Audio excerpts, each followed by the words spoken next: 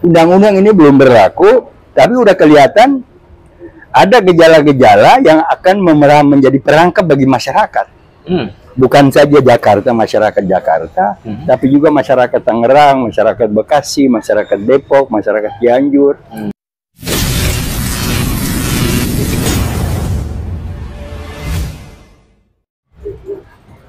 Assalamualaikum warahmatullahi wabarakatuh. Apa kabar teman-teman semua? Bertemu lagi dengan saya di channel ini. Saat ini saya sedang kembali bersama dengan pengamat intelijen dan geopolitik Bapak Amir Hamzah. Apa kabar Pak Amir? Baik. Ya, teman-teman semua, seperti teman-teman ketahui, pada tanggal 28 Maret 2024 yang lalu, DPR mengesahkan Undang-Undang Daerah Khusus Jakarta atau DKJ. Dengan terbitnya undang-undang ini, maka ibu kota negara dipindah oleh Presiden Jokowi ke Kalimantan Timur. Pengesahan undang-undang ini menarik. Kenapa menarik? Karena seperti kita tahu, ada Undang-Undang nomor 10 tahun 1964 yang menetapkan Jakarta sebagai ibu kota negara. Dan undang-undang itu sampai sekarang belum dicabut. Artinya pengesahan undang-undang DKJ oleh DPR ini melanggar undang-undang tersebut. Dan seperti kita ketahui juga bahwa pembangunan proyek IKN dan juga pemindahan Jakarta ke Kalimantan Timur, ke ibu kota Nusantara, itu juga kontroversial karena dianggap tidak urgent dan Jakarta dianggap masih layak untuk menjadi ibu kota. Nah, kita akan bertanya kepada Pak Amir, karena kita tahu bahwa selama pemerintahan Pak Jokowi dari 2014 sampai sekarang itu banyak sekali peraturan perundang-undangan yang dibuat oleh pemerintah, kemudian disahkan oleh DPR, dan juga ternyata itu juga melanggar Undang-Undang Dasar 45 dan peraturan undang-undang di atasnya. Nah, teman-teman, mari kita ngobrol dengan Pak Amir. Pak, bagaimana Bapak melihat pengesahan Undang-Undang DKJ oleh DPR pada 24 Maret yang lalu, Pak? Karena Undang-Undang nomor 10 tahun 1964 itu sampai sekarang belum dicabut. Sebelum masuk ke inti masalahnya, saya mau kasih ilustrasi dulu bahwa sepanjang pengamatan saya, selama periode hampir 10 tahun rezim pemerintahan Presiden Jokowi ini, ada lebih dari 100 undang-undang, belum peraturan pemerintah, belum peraturan presiden, belum keputusan presiden, dan kebijakan operasional lainnya yang secara nyata itu bertentangan dengan Undang-Undang Dasar 45, khususnya dengan pembukaan Undang-Undang Dasar, terutama yang termaktub dan menjadi amanat suci dalam alinea keempat dari pembukaan Undang-Undang Dasar 45. Nah, ilustrasi kedua adalah di banyak tempat penjualan kuliner itu sering ada promosi buy one get two. Yes. Artinya Anda beli satu tapi Anda dapat dua. Nah, kalau saya melihat undang-undang DKJ ini dapat inspirasi dari promosi kuliner tadi, akan saya katakan bahwa undang-undang ini ibarat, kalau kita promosikan ibarat kuliner tadi, adalah buy one get less. Artinya Anda beri satu tapi dapatnya kurang dari satu. Karena apa? Ya, ada hal-hal yang nanti kita lihat menimbulkan pertanyaan, sebenarnya undang-undang ini dibikin untuk kepentingan rakyat dalam kerangka kepentingan nasional, ataukah undang-undang ini hanya dibikin untuk kepentingan rezim oligarki? Nah, selama itu kalau kita lihat bahwa undang-undang ini disahkan dan ditandatangani oleh Presiden serta diundangkan kan pada tanggal 25 April 2024. Tapi menurut pasal 33 dari undang-undang ini, undang-undang ini baru berlaku setelah keluar keputusan Presiden mengenai pemindahan ibu kota. Nah, ini berarti undang-undang ini sudah disahkan, tapi kan belum berlaku. Nah, undang-undang ini belum berlaku, tapi udah kelihatan ada gejala-gejala yang akan menjadi perangkap bagi masyarakat. bukan saja Jakarta, masyarakat Jakarta, tapi juga masyarakat Tangerang, masyarakat Bekasi, masyarakat Depok, masyarakat Cianjur. Oh, ini yang terkait dengan konsep dengan aglomerasi. undang-undang. Ya, di dalam undang-undang ini kan akan mengatur aglomerasi. Sebenarnya dulu masalah aglomerasi ini sudah diwacanakan sejak zaman Pak Sutioso. Betul. Pada saat pemerintah DKI Jakarta diminta masukan oleh pemerintah pusat, terutama oleh DPR RI pada saat itu, dalam rangka pembentukan Undang-Undang Nomor 29 Tahun 2007 tentang pemerintahan Jakarta sebagai ibu kota, di mana pada saat itu diharapkan bahwa frasa megapolitan itu sudah masuk dalam Undang-Undang Nomor 29 itu, tapi sayangnya tidak berhasil. Kan? Nah, sekarang diulang kembali. Kemudian ada hal-hal yang kita rasa aneh. Sejak zaman masih Sunda Kelapa, sejak zaman Sunda Kelapa itu masih dikuasai oleh mat hitam, yang dikenal oleh masyarakat Betawi dalam sejarah Betawi, sebagaimana ditulis oleh senior saya Bang Ridwan Saidi. Jakarta ini sudah kota global, dan dia sudah kota ekonomi karena sudah ada perdagangan di Sunda Kelapa, ya kan? Contoh misalnya kita sekarang mengenal kata chili. Iya. Cabai kan, Chili ini kan sebenarnya tidak beda dengan bahasa Meksiko, bahasa-bahasa di Amerika Selatan, Chili juga. Nah, itu muncul karena apa? Ternyata sudah ada hubungan komunikasi antara masyarakat dari Amerika Selatan dengan masyarakat di Sunda Kelapa, yang kemudian sekarang menjadi cikal bakal dari Jakarta. Nah, jadi bahwa Jakarta sebagai kota global dan kota ekonomi, itu kan pusat ekonomi, bukan barang baru, gitu kan.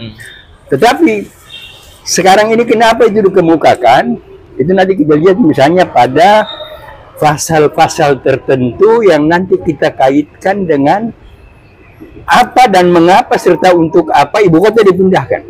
Iya, betul. Ya kan? Nah, untuk melihat itu mungkin banyak orang akan menganggap saya mengada-ada, tapi dengan lahirnya undang-undang ini, lagi kalau kita kaitkan dengan banyak undang-undang yang saya sebut tadi bertentangan dengan pembukaan Undang-Undang Dasar 45, maka kita lihat bahwa skenario dari apa yang selama ini kita kenal sebagai New World Order, itu sekarang sudah mulai dilaksanakan, diaktualisasikan dalam rezim pemerintahan Jokowi di abad terakhir ini, di fase terakhir ini. Yang tentu besar kemungkinan, walaupun masih merupakan tanda tanya, itu akan dilanjutkan oleh Prabowo dan Gibran kalau memang jadi dilantik pada tanggal 20 Oktober nanti. Ya.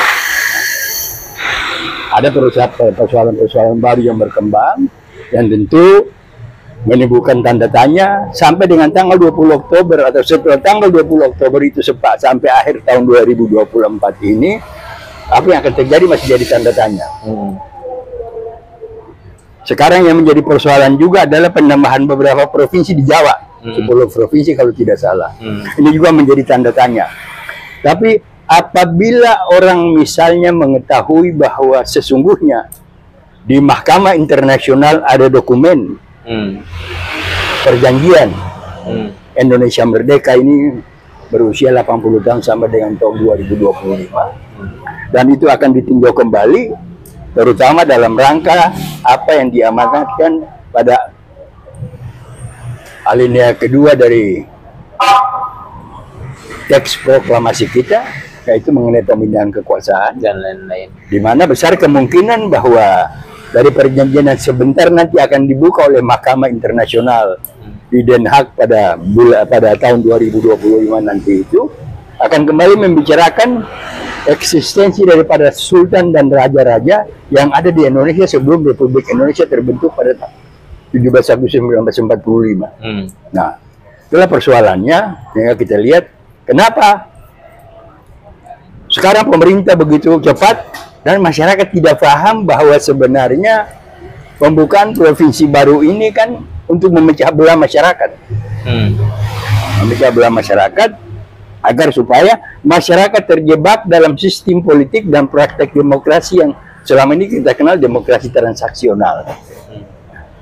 Karena kalau misalnya penambahan provinsi, ya nanti dapat untuk pertama kan partai politik dan rezimnya nih kan. Betul. Nah, akan dibangun kantor bupati, akan dibangun kantor gubernur, akan dibangun DPRD gitu kan. Ada mereka yang tadinya tidak terpilih di Provinsi Indo, bisa jadi anggota DPRD di situ dan lain-lain sebagainya gitu pula gitu kan. Nah, apalagi ini kalau kita kaitkan dengan dua wacana yang sudah dikembangkan oleh Pak Prabowo, yaitu Presidential Club dan akan memekarkan kabinet sampai 40 kementerian misalnya itu kan. Nah, ini kan persoalan seolah-olah negara ini bisa aman dan stabil kalau bentuk pemerintahan ini dilakukan secara transaksional. Transaksional ini bukan dalam pengertian jual beli aja kan, tapi ente dukung gua kasih jabatan menteri. Betul. Nah, tahunya kementerian ini nanti punya kaitan dengan amanat dalam pembukaan Undang-Undang Dasar 45, terutama yang berkaitan dengan bagaimana melindungi segenap bangsa dan seluruh tumpah darah Indonesia, mencerdaskan kehidupan bangsa, memajukan kesejahteraan umum, serta melaksanakan perdamaian dunia berdasarkan kemerdekaan abadi dan lain-lain sebagainya. Kan? Nah, itulah yang menjadi tanda tanya. Nah, sekarang mari kita lihat. Belum lagi undang-undang ini dilaksanakan, sudah ada keputusan Presiden menunjuk, menetapkan PIK dan BSD sebagai proyek strategi nasional. Ini kan sebenarnya kan akan berkaitan dengan aglomerasi tadi. Nah, ini berarti bahwa kemudian apalagi Anda sudah nonton apa yang disampaikan oleh Pak Said Didu itu di kawasan Tangerang sana, di kawasan Mauk sana, di mana ada usaha sudah mulai berlangsung usaha membeli tanah rakyat dengan murah, kalau tidak malah diperkarakan. Itu juga bagian dari aglomerasi tadi. Nah, ini berarti bahwa sebelum undang-undang ini dilaksanakan, usaha untuk memenuhi kepentingan oligarki yang nantinya akan memarginalkan masyarakat pribumi. Padahal jangan kita lupa, masyarakat pribumi ini kan haknya dilindungi oleh Konvensi PBB tentang masyarakat pribumi yang namanya United Nations Convention of Indigenous People. Nah, ini yang barangkali juga harus disadari khususnya oleh teman-teman kita masyarakat Betawi yang merupakan inti daripada masyarakat Jakarta, yang pada awal itu kan seolah-olah mereka menyuarakan bahwa dengan keluarnya undang-undang DKJ ini akan memberikan keuntungan kepada masyarakat Betawi. Nah, tapi ketika kita baca pasal 32 dari undang-undang ini, kan bukan cuma budaya Betawi, budaya lain juga. Nah, pengertian budaya lain itu berarti bukan saja budaya dalam negeri, tapi budaya impor juga bisa. Sehingga lama-kelamaan nanti akibat undang-undang ini yang menetapkan bukan cuma budaya Betawi yang akan didukung dengan dana abadi dan lain sebagainya, itu bisa saja luntur oleh pengaruh budaya-budaya lain, terutama budaya-budaya dari luar, gitu kan? Nah, ini yang harus menjadi perhatian kita. Nah, itu yang pertama. Yang kedua, sekarang kita mulai lihat bahwa ketika orang bersuara tentang siapa calon gubernur atau wakil gubernur untuk DKJ nanti, yang akan proses pilkadanya akan dilaksanakan pada bulan November, berarti pada bulan November nanti itu kan sudah ketahuan siapa yang terpilih sebagai gubernur dan wakil gubernurnya kan.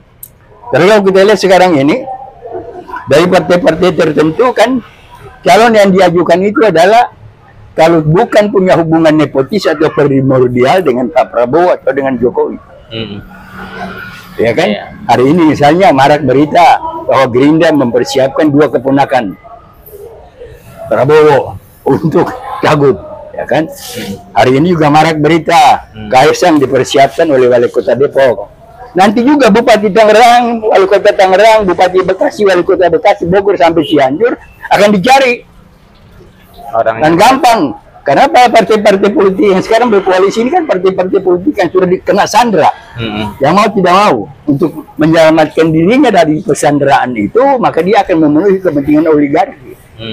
Ini berarti kita lihat bahwa seperti saya katakan tadi, undang-undang ini dibentuk bukan untuk kepentingan rakyat, tapi untuk kepentingan oligarki, terutama dalam konteks yang saya bilang tadi, New World Order.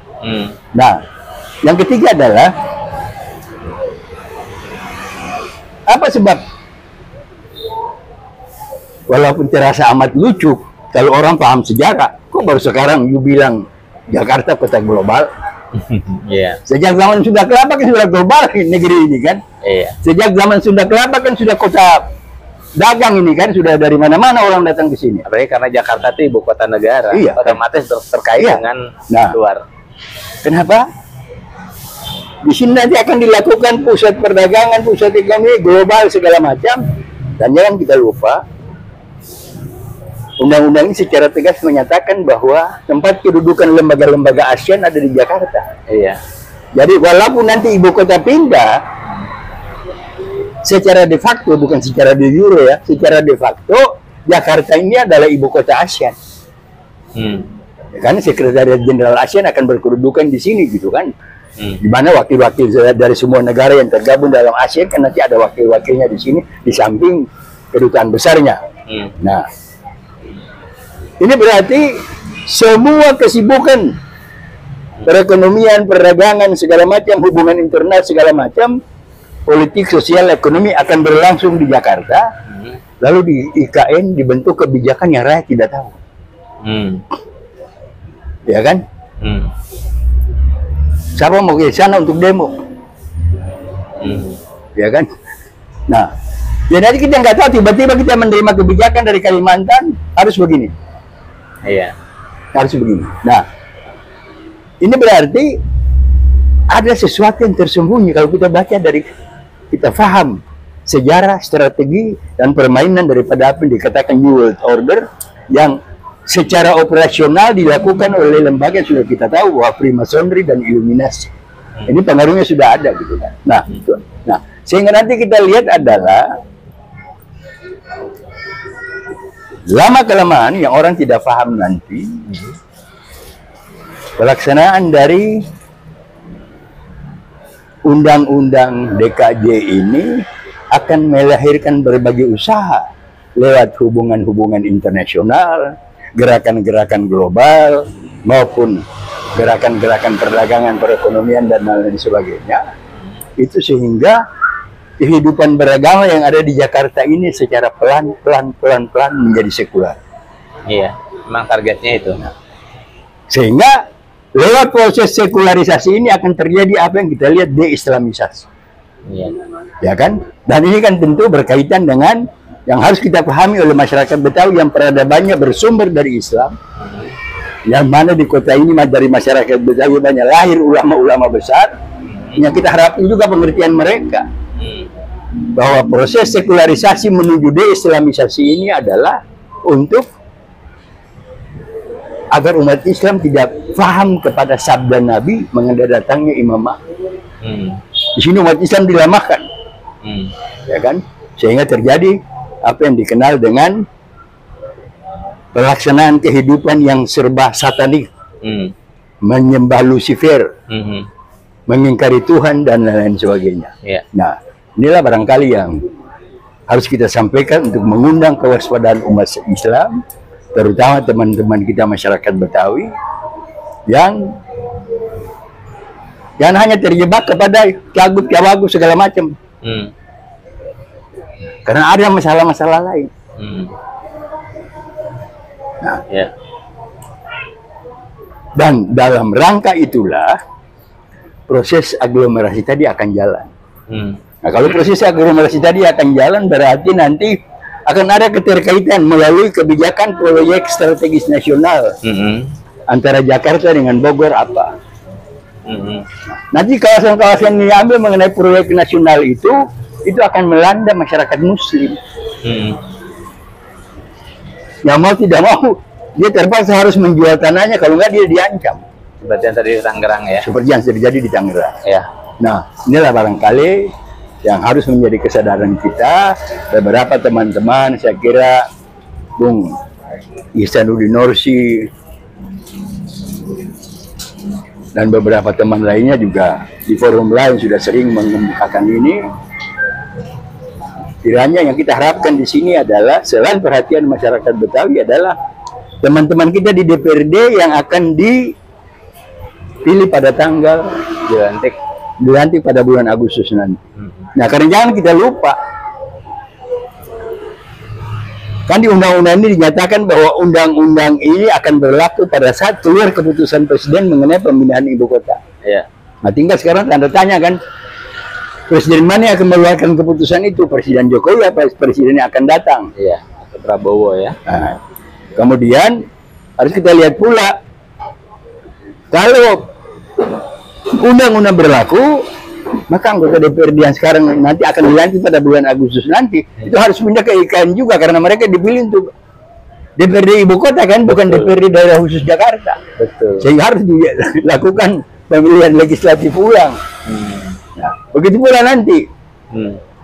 Andai kata bulan November terpilih gubernur dan wakil gubernur DKI Jakarta, lalu kemudian keluar keputusan presiden, maka gubernur wakil gubernur Jakarta itu batal demi hukum juga, karena mereka dipilih untuk menjadi gubernur DKI Jakarta.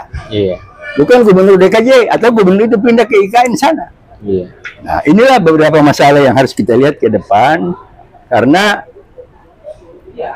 tanpa kesadaran yang tinggi menyangkut kepentingan nasional, tanpa kewaspadaan kita menghadapi strategi sekularisasi yang dilakukan secara global oleh kelompok New World Order yang akan merusak martabat kita, yang akan merusak harta, harkat dan derajat kehidupan kita, akan merusak identitas kita, maka ada masalah-masalah yang lebih penting yang harus kita pikirkan ketimbang undang-undang. Pak, dulu di eranya Pak Sutioso, aglomerasi ini kan disebutnya sebagai konsep megapolitan, dan itu gagal. Karena kan memang ada ego dari setiap pemerintahan daerah, baik Kabupaten Bogor, Kota Bogor, Depok, Tangerang, Bekasi. Mereka nggak mau kebijakan mereka tuh diintervensi oleh Jakarta gitu kan. Nah, dengan adanya undang-undang ini, apakah konsep itu bisa jalan nanti? Atau juga akan gagal seperti konsep megapolitan? Dulu itu sebenarnya gagalnya aglomerasi itu pertama-tama adalah karena daerah-daerah sekitar Bogor yang pada saat itu kita kenal dengan Jabodetabek, kemudian berkembang menjadi Jabodetabek Jujur, itu beranggapan bahwa nanti daerah itu akan diambil masuknya menjadi pemerintah DKI Jakarta. Ya. Takutnya di situ. Betul. Nah, tapi sekarang, padahal dulu itu adalah pengertian aglomerasi itu adalah bagaimana mengintegrasikan, mengkoordinasikan, dan mendinamisasikan program dari Pemda DKI Jakarta dengan kota-kota sekelilingnya. Makanya waktu itu pas dari gagasan Pak Sutioso, Jakarta kita sebut sebagai kota megapolitan, Bogor, Bekasi, Tangerang, dan lain-lain sebagainya. Bogor Kota, Bogor Kabupaten, Tangerang Kota, Tangerang Kabupaten, Depok, dan lain sebagainya, itu kita nyatakan sebagai kawasan satelit. Yes. Nah, bagaimana mengintegrasikan misalnya sistem lalu lintas, sistem perhubungan, nah, bagaimana pula misalnya yang sampai sekarang kan dilaksanakan kan, kalau begitu di Bogor limpahan air sudah sampai sekian kan dikasih warning kemari.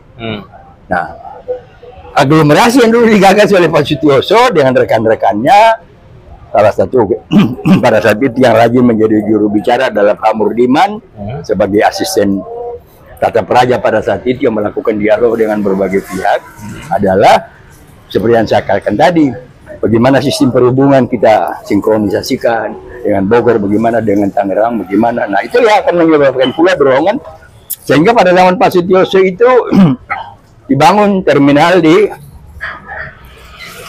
Bantar, apa namanya, Bantar apa itu? Bantar Gebang. Bantar Gebang gitu kan. Nah,